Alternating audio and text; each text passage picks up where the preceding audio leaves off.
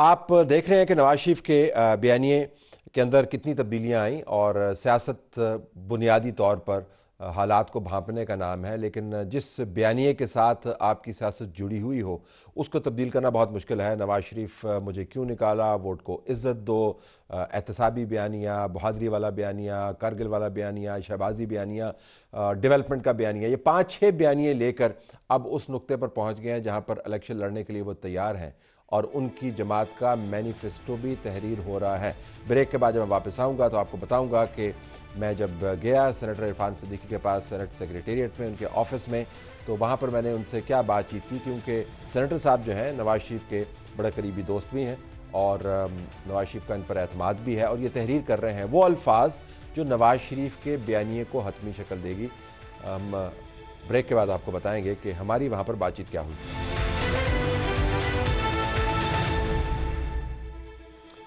इरफान सिद्दीकी साहब उस्ताद भी हैं, माहिर लिखारी भी हैं, लेकिन अब उनकी लिखत पढ़त का इम्तिहान है। मियां मोहम्मद नवाज शरीफ के बयानिए को वो हतमी शक्ल क्या देंगे।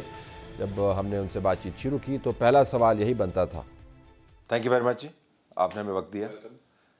तो नवाज शरीफ का क्या बयानिया है, हमें समझाएं तो सही।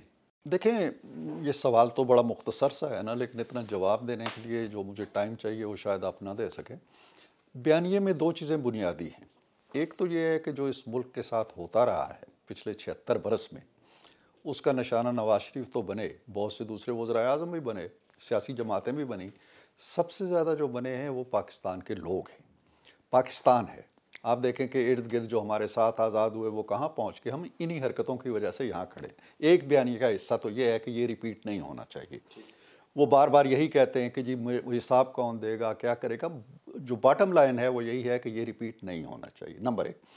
दूसरा ये है कि नवाज शरीफ के एक्शंस को अगर देखा जाए 90 से लेके आज तक, तो उनके जो तीनों अदवार हैं उनमें एक चीज़ आपको नज़र आती है, इर्रेस्पेक्टिव ऑफ रेटरिक और दूसरी बातें, कि उसने अमल किया, काम किया। पाकिस्तान में अगर आपको कुछ भी नज़र आता है, इंफ्रास्ट्रक्चर नज़र आता है, बंदरगाहें नज़र आती हैं, हवाई अड्डे नज़र आते हैं, मोटरवेज़ नज़र आती हैं, बिजली के कारखाने नज़र आते हैं, इन्वेस्टमेंट नज़र आती है, ये सारी की सारी चीज़ें नवाज शरीफ के बयानिए का हिस्सा है। वो बयानिया जो शायद बयान नहीं होता लेकिन एक्शन में ज़रूर आता है। लेकिन बयान आपने किया, डेवलपमेंट के हवाले से आपने बात की, अपने प्रोजेक्ट्स का जिक्र करते हैं। तो ये दो चीज़ें हैं उनके बयानिए में। लेकिन पहली चीज़ को आप ज़्यादा बयान नहीं करते, तसलसल के साथ बयान नहीं करते। नकाल जी कहते हैं कि फ्लिप फ्लॉप है आपका बहुत ज़्यादा, ऑन अगेन ऑफ अगेन, आज बयान दे दिया करगिल में मुझे क्यों निकाला, फिर खामोशी हो गई।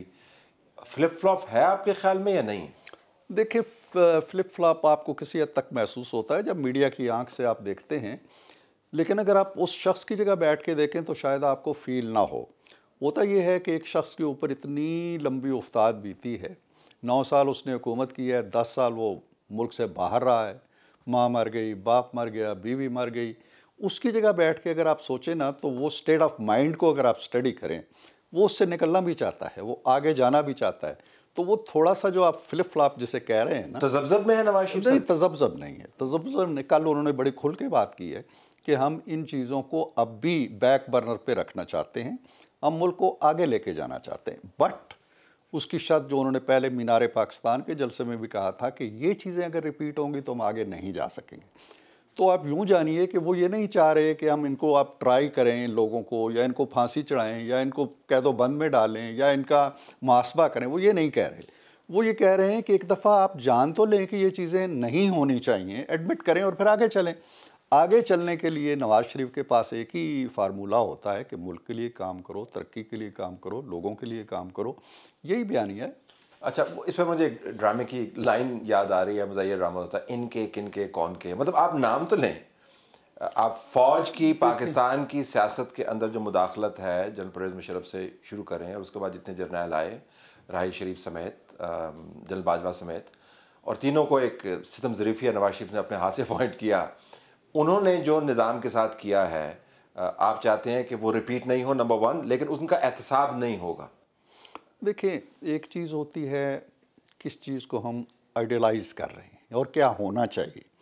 दूसरी चीज़ वो होती है कि हम ये आरज़ू तो करते रहें, तमन्ना करते रहें, ख्वाब देखते रहें, ताबीर में ढालने की ना मुझ में सकत है, ना निज़ाम में सकत है, ना किसी सियासी जमात में सकत है। ये रियलिटीज़ हैं आपके मुल्क की।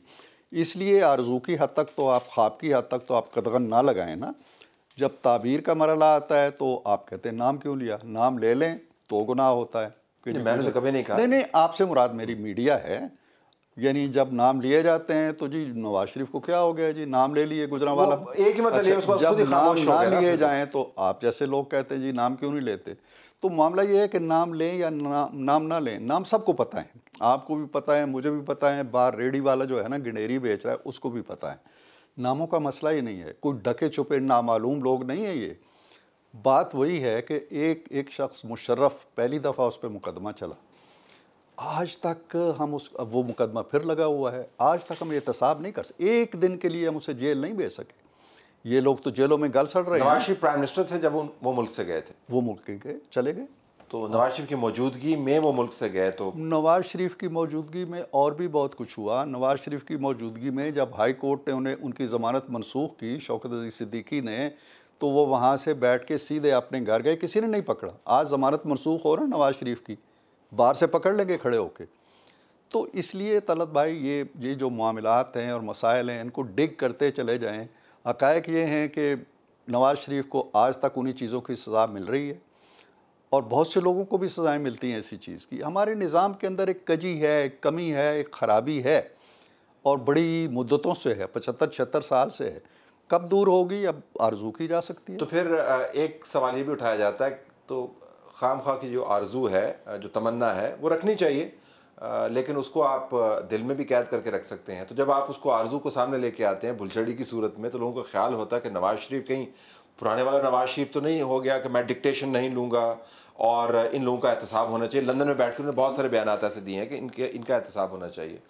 तो खामखा उसके ऊपर एक बहस छिड़ जाती है। तो अगर आपने तय कर लिया है कि तमन्ना ही रखें, अमली शक्ल में हमें नज़र नहीं आएगी, जब आएगी तो देखी जाएगी, और डेवलपमेंट की बात करें तो this should be like singularly focus development driven बयानिया। बीच में क्यों लेके आते हैं ये बात कारगिल में मुझे क्यों निकाला? नहीं, ये बात नहीं है। देखें, एजेंडा जो भी है आपका तामीर और तरक्की का, लेकिन ये जो बात वो कहते हैं कि इन चीज़ों को रुकना चाहिए, वो इसलिए कि इस एजेंडे पे असरअंदाज होता है। जब उसको आपने 2017 में निकाला तो आपकी सी पैक कहाँ चली गई।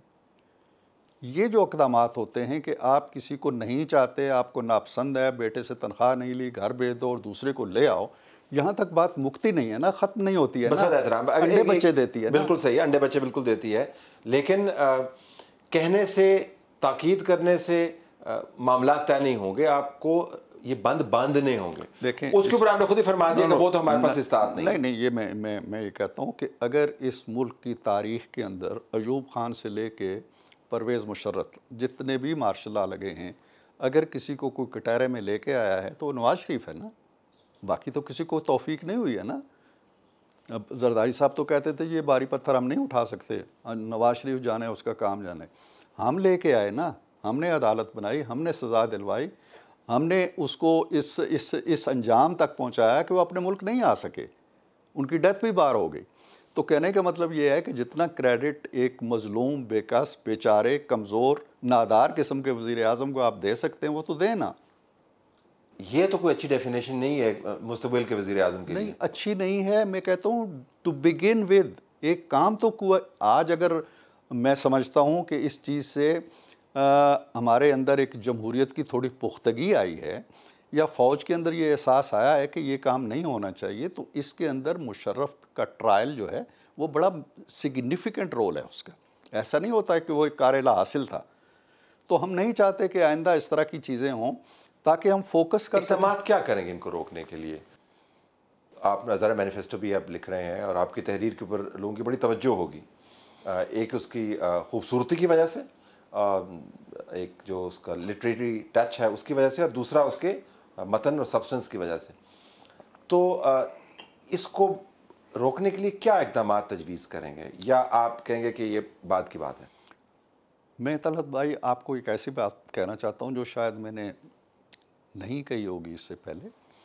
मैंने मियाँ साहब का जो दौर देखा है 2014 से 2013 से 2017 तक, मैं बहुत करीब उनके रहा हूँ।